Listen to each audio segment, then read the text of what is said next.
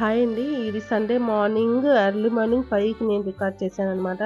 చందమామతో మంచు కమ్మేసి ఎంత అందంగా ఉందో తెలుసా అండి. అది మీకైతే చూపిద్దామని రికార్డ్ చేశాను.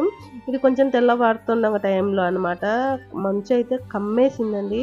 అసలు ఫుల్లు మంచు. అసలు భలే చలి పుడుతుందండి మాకైతే. ఈరోజు సండే కాబట్టి సండే స్పెషల్ మా పిల్లలు రొయ్యల కర్రీ అడిగారనమాట.